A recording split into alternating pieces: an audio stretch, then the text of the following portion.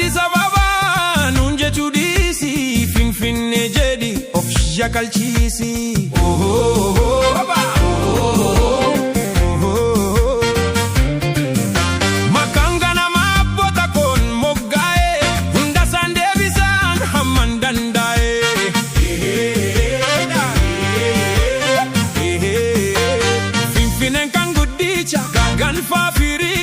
Kan Oromo ta'u addunyaatu beeka sirni kaleessa Oromo darare isa afaan tokko fi alaabaa tokkoon finfinneetti of ijaare.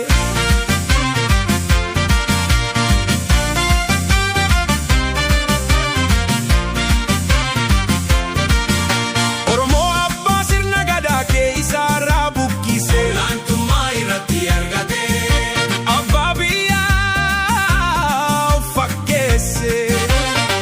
Ati haragamu dhaabbatte abboota kootu kootataa ture. Iddoon ati haraan warshaa dhaabbatte kan guraaraa lataa ture. Biyya sabdanuu Oromoon yoo ijaaru sirna naftanyaa cabse kan kaleessa saba biroo dararu. Itoophiyaa wineeti isa kamtuu diibame olaantummaa sabdanuutu haranuu.